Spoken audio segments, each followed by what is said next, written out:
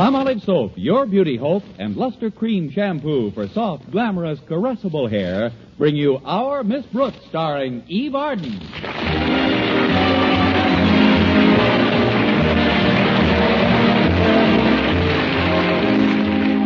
Public schools brought a welcome respite from daily duties. But our Miss Brooks, Madison High's English teacher, didn't take any vacation. Week working at our local Board of Education office. They had asked for volunteer assistance during the holidays to make vacations possible for their already overburdened staff. The reason I worked was a dress. The most beautiful Easter Sunday dress of all time. And the reason for the dress? Mr. Philip Boynton, the most beautiful biology teacher of all time. The price was right, too. Only $49.50 for the dress, not Mr. Boynton. That's why I asked Mrs. Davis, my landlady, to wake me at the usual 7:30 a.m. last Monday morning. Oh, Connie, it's time to get up, Connie. Oh, thanks, Mrs. Davis. I want to get down to the board office early. Are you sure you ought to work during your holiday, Connie? After all, you do need a vacation pretty badly. Not as badly as I need a new dress for Easter. You know, I'm expecting Mr. Boynton to ask me out walking in the Easter parade on Sunday. Oh, I'm sure he will, Connie. But clothes are so expensive nowadays. Isn't there something you could do to the black tailored suit of yours with the green braid trim? Well, I could burn it. Oh, but wait till you see the one I've got my eye on. I saw it in Sherry's window last week. It's a powder blue crepe. I think I've seen it, Connie. Is that the dress with the snugly fitted bodice, V-neck line, and a flared full skirt with enchanting accordion-pleated inset in front? Don't wrap it up. I'll eat it here. But, Connie, that looks like it costs a lot of money. Just $49.50, Mrs. Davis. And the job I'm taking this week pays $50. With the little I've put by, I figure I can get the dress and still have enough to live on through Easter Sunday. But what about next Monday? If Easter Sunday turns out the way I'm hoping it does, I won't have to live next Monday.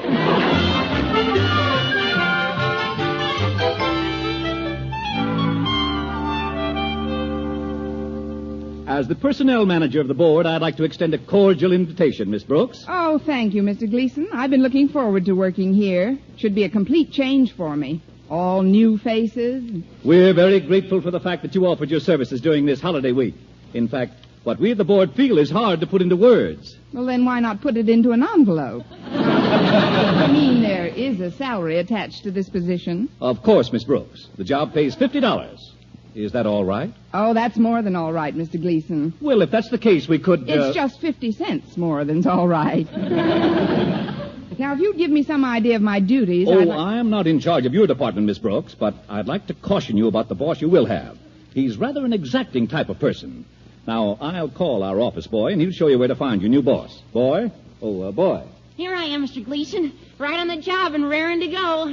Why, it's Walter Denton. Oh, hello, Miss Brooks. What are you doing here? I might ask you the same question, Walter. How come you're not on vacation? Well, it's this way, Miss Brooks. I like to see a nice relationship between teacher and pupil, but we're all here for one reason, remember? To catch up on some work. Agreed? Oh, sorry, Mr. Gleason. What do you want me to do? I want you to take Miss Brooks over to the acting head of the filing department. His office is right down this hall. 4th door on your left. Yes, sir. Come along, Miss Brooks. All right, Walter. Thanks again, Mr. Gleason. Thank you, Miss Brooks. Well, so far it's a tie. One new face and one old face. But it seems like a pleasant enough place in which to work. Work? You mean you're here to work during Easter vacation?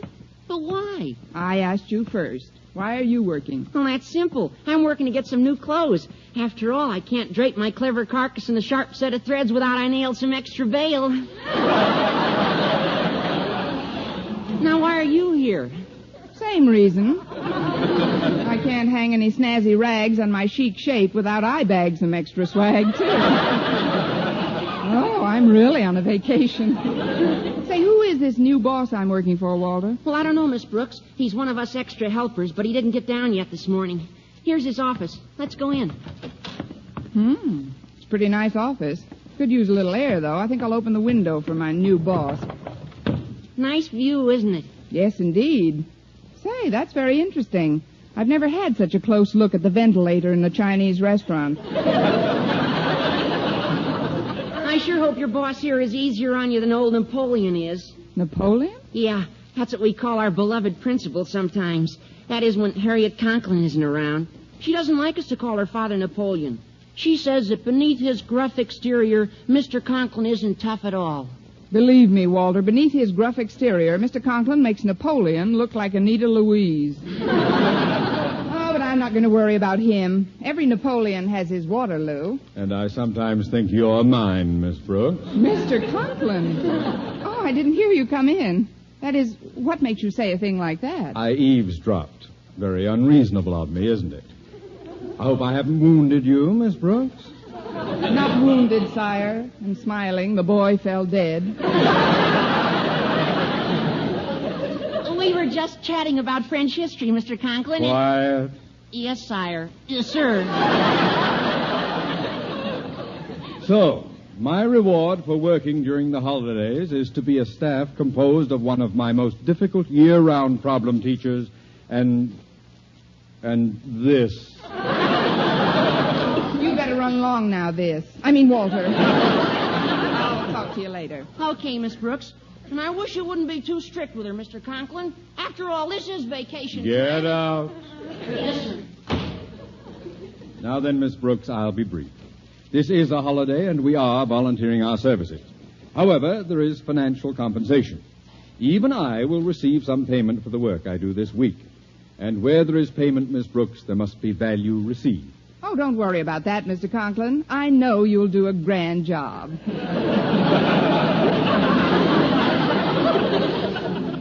I'm not worried about my doing a job, Miss Brooks. It's you.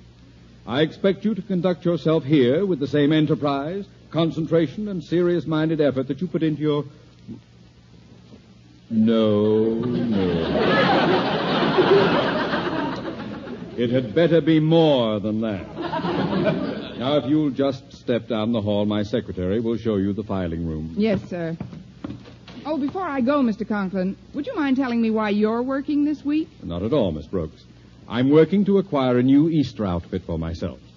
My wife, in her customarily ingenious manner, has already provided herself with a new hat and dress. How did she do that, Mr. Conklin? By spending the bulk of our life savings. Now, I've got to get some new clothes or look like a rag picker by comparison. Well, that's a very human reaction, Mr. Conklin. Not a bit Napoleonic. Well, I must say you're an observant person, Miss Brooks. I've always tried to be just a plain, straightforward human being. As a matter of fact, my favorite slogan is the good old American saying that goes, Liberté, égalité, fraternité. Bonjour, mademoiselle. See you at Elba, monsieur. Let's see now, where's that secretary who was talking? Miss Brooks, can I help you? Harriet Conklin. Well, this is a real Madison reunion, isn't it? I'm just acting as Daddy's secretary during the holiday, so I can latch onto some lettuce to bribe the Easter Bunny. Clothes? Check. Now, if you'll follow me, Miss Brooks, I'll show you to the file room. It's just a few doors down. And there's another auxiliary worker in there already, whom I know you'll just adore, Miss Brooks. Who's that, Harriet? You'll see. Here we are. I'll open the door for you, but you're going in alone. Oh, but Harriet, I don't... In you go. What's that? Oh, hello, Miss Brooks. At last, a new face. It's me, Mr. Boynton. Well, so it is. I didn't recognize you without the white mice in your hair. That is, the surroundings here are so different from school. It does seem strange to see you outside of a biology laboratory. Thanks. Somebody left the lid loose, and I escaped from my job. I didn't mean it that way, Miss Brooks. I'm certainly happy to see you down here, but why are you... Why are you? To get myself some... Me too. I made up my mind to get a new suit after last year's Easter parade. I was certainly embarrassed in that brown herringbone, remember? Well, to tell you the truth, Mr. Boynton, I was so embarrassed myself, I didn't notice your embarrassment. When I think of what I wore last season, I just have to laugh. Oh, what an old rag. A black tailored suit with green braid trim. Well, if we're to get new outfits, we'd better put in a good week's work starting right now. Of course, this filing room's pretty small for two people to work in, isn't it? Yes, it is, isn't it? Well, I'll just go over here to the... Oh, excuse me.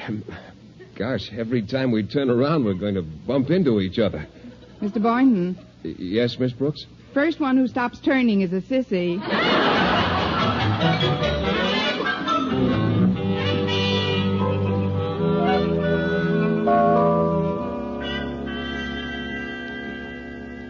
Gosh, we started work on Monday, and here it is Friday already. The time sure went fast. It seems as if I only worked an hour. You worked less than an hour.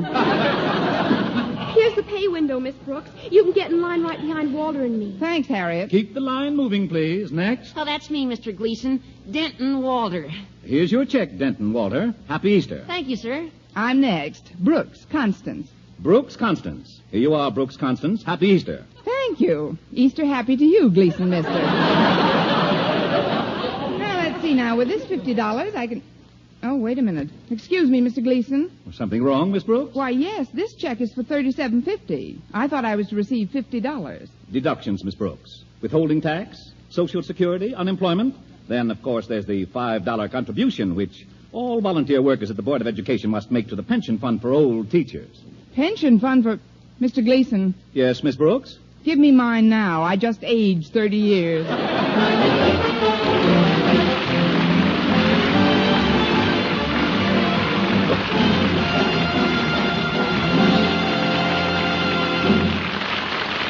Our Miss Brooks, starring Eve Arden, will continue in just a moment. But first, here is Vern Smith. Here's wonderful news, ladies. Wonderful, wonderful news. Now there's something thrillingly new in Palmolive Soap's famous beauty lather. Yes, something thrillingly new. Palmolive's famous beauty lather now brings you new fragrance, new charm, new allure. Millions of women will prefer Beauty Lather Palmolive over all other leading toilet soaps the minute they try it. For Palmolive Soap's famous Beauty Lather now has a new, clean, flower-fresh fragrance for new allure, new charm. So, ladies, forget all other beauty care and use Palmolive Soap the way doctors advised for a lovelier complexion. Just stop improper cleansing and instead wash your face with Palmolive Soap 3 times a day, massaging Palmolive's wonderful beauty lather onto your skin for 60 seconds each time to get its full beautifying effect. Then rinse. That's all. All types of skin, young, older, oily, respond to it quickly. Don't wait another day to try Palmolive's beauty lather. You'll be thrilled by its new fragrance, new charm, new allure.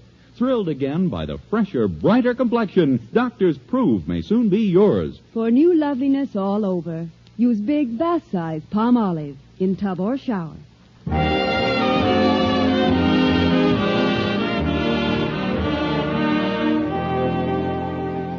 Well, Saturday morning finally rolled around, but the $12.50 between me and my blue crepe Easter dress didn't roll around with it. Right after breakfast, Mrs. Davis and I sat down in the living room and tried to figure a way out. I know what, Connie. Maybe Sherry's department store will let you owe them the $12.50. You know, pay it off on time. I'd rather not ask them, Mrs. Davis. But why not? They might bring up the $14 I owe them for my black suit.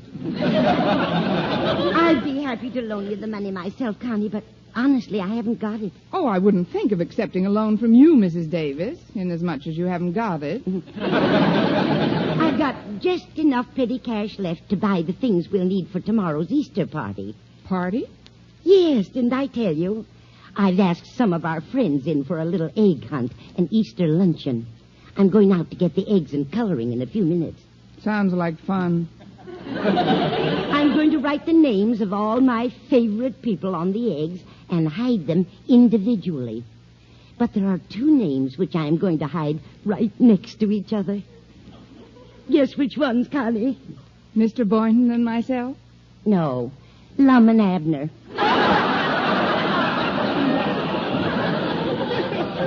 Oh, I just know your spirits will perk up when the party starts.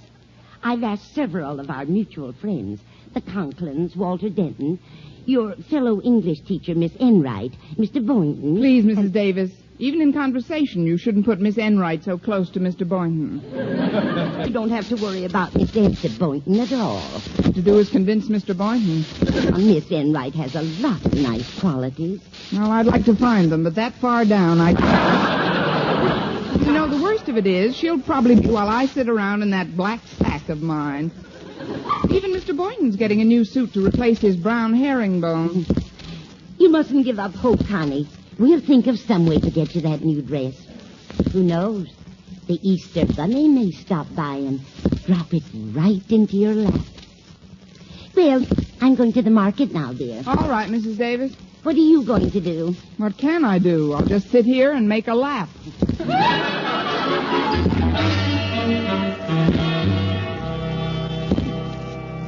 Well, all right then. I promise not to tell where I got the money. Full of you to let Miss Brooks have it. Especially since it means giving up your own Easter outfit.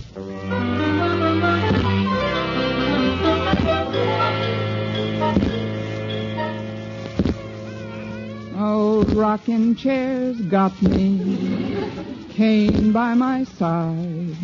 Fetch me $12.50, or tomorrow I will hide. Unless that's the Easter Bunny, I'm not interested. Oh, coming.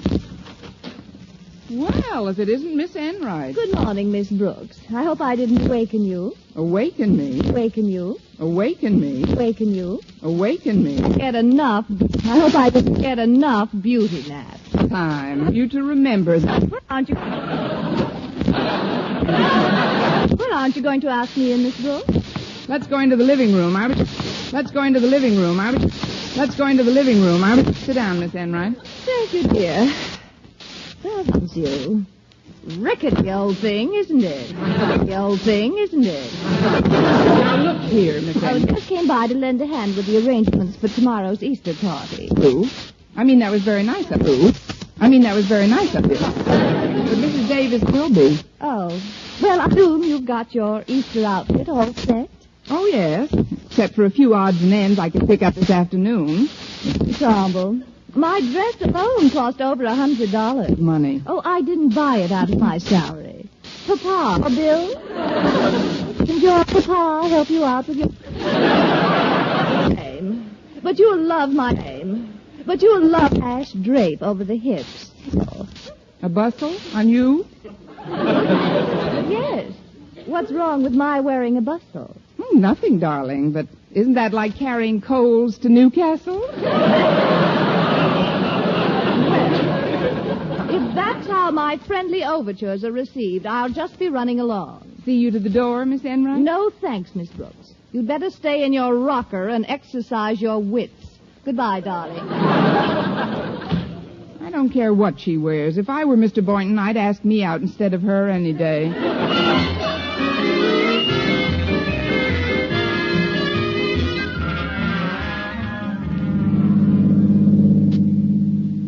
It was certainly nice of you to take me shopping, Walter. Now I've got everything I need for Easter Sunday. But I thought you didn't have enough loot, Miss Brooks. How could you buy all this stuff if you had the shorts?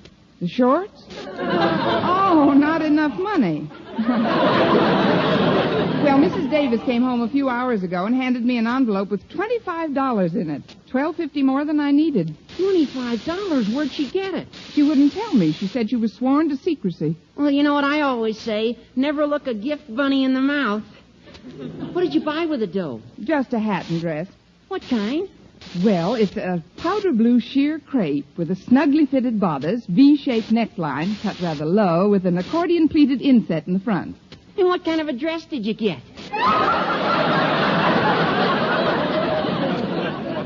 An off-the-face straw with a belt in the back.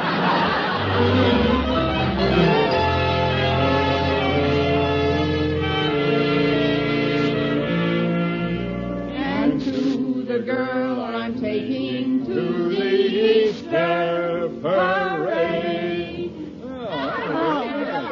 And now, folks, before we have lunch, let's all join in the grand egg hunt. Will you explain the rules, Connie? I'll be glad to, Mrs. Davis. What are they? I think I know, Miss Brooks. We all hunt through the house for the eggs, and as we find them, we bring them to Mrs. Davis, who marks our names down on a piece of paper. That's right, Walter. Then the one who finds the most eggs gets the prize. Isn't that correct, Daddy? If I find any eggs, I'm going to eat them. I'm starved. Now then, get ready, everyone. When I say 3, the hunt is on. And remember, I'll be sitting at the kitchen table with a pencil and paper. Ready? 1, 2, 3.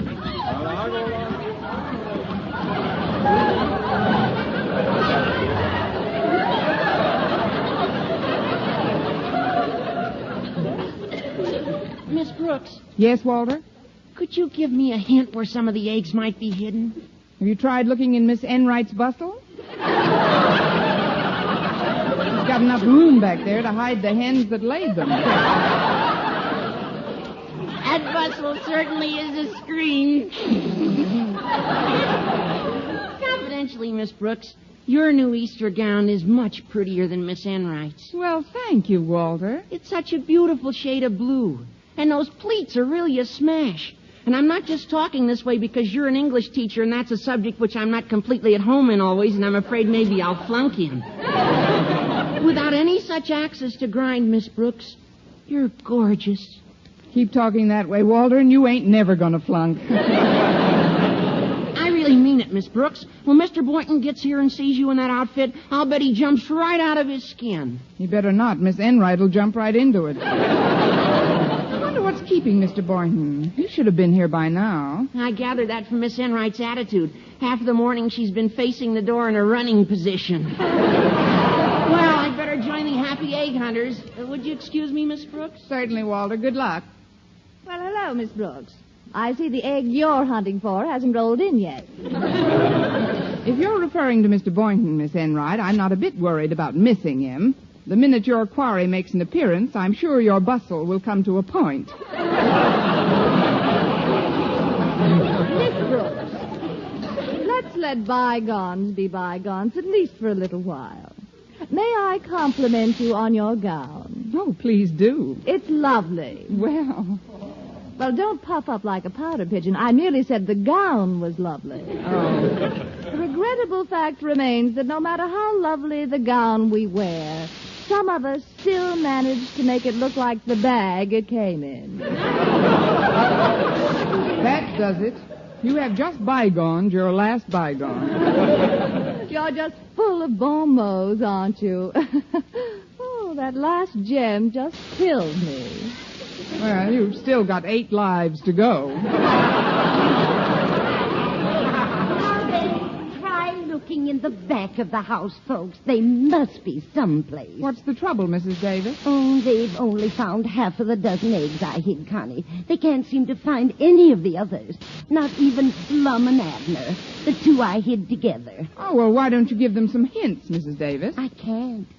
I forget where I hid them. They'll just have to go on hunting. I, for one, shall hunt no more. Where's my lunch, Margaret? It's buffet style today, Osgood. Why don't you and the children just go right ahead and get started? Splendid. Harriet, Walter, let's tie on the feed bag. Miss Brooks? No, thanks. Miss Enright, why don't you join Mr. Conklin and the kids? I'm sure they'll miss you more than I would. No, thanks, dear. I'll just stay right here. I wish Mr. Boynton would show up. I'm getting a little tired of peering out the window. I think I'll just sit down here facing the door. Ah! What's the matter, Connie? I just found Lum and Abner. Oh, what a shame, darling. The eggs splattered all over your blue dress. Oh, this is awful. These eggs weren't even boiled, Mrs. Davis. I'm sorry, Connie. I must have forgotten. Oh, dear. Oh, that reminds me. There was something else I forgot to tell you. What? Mr. Boynton called while you were in the shower and said he wasn't coming over. But would you meet him in the park near the zoo right away? Meet him in the park? But my dress is ruined. What'll I wear? Does it matter, really, darling? Remember, there's another Easter parade next year.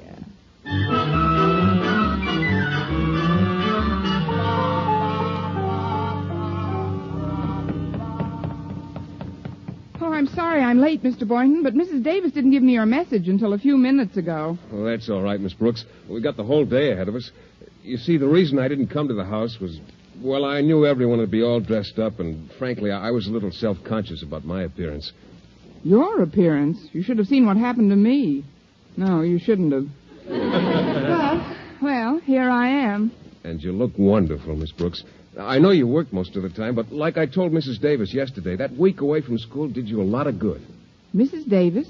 You saw Mrs. Davis yesterday? Well, yes, she dropped by while she was shopping. Just a little social call, you understand. I understand a lot of things now, Mr. Boynton. I know I've been pretty reticent in the past, but today I want to tell you something that comes from the bottom of my heart. Yes, Mr. Boynton? To me, you're just the grandest lady in the Easter parade.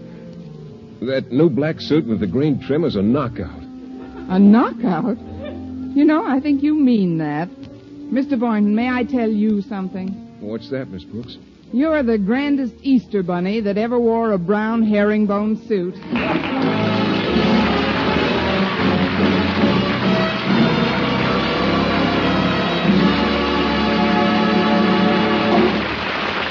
Eve Arden as our Miss Brooks returns in just a moment, but first... Dream girl, beautiful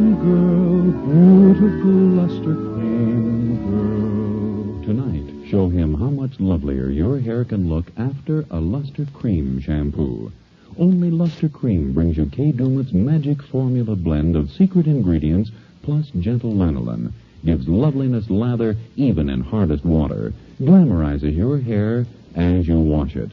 Luster Cream, not a soap, not a liquid, but a dainty cream shampoo. Leaves hair fragrantly clean, free of loose dandruff, glistening with sheen.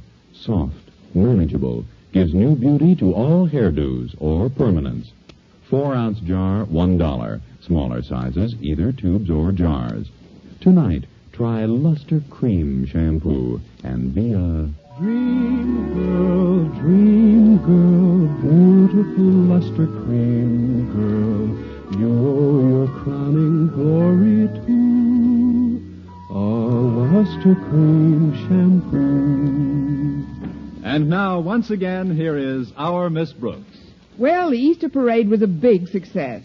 And after staying out in the air all day, Mr. Boynton and I got pretty hungry.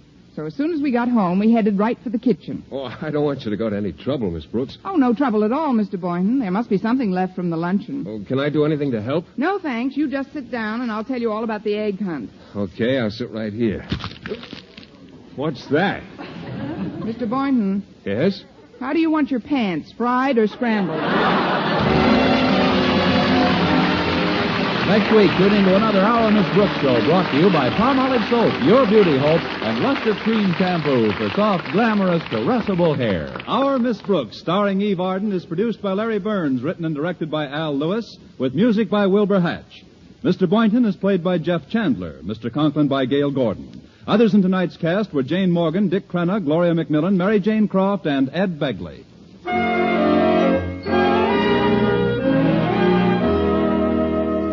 Here's good shaving news.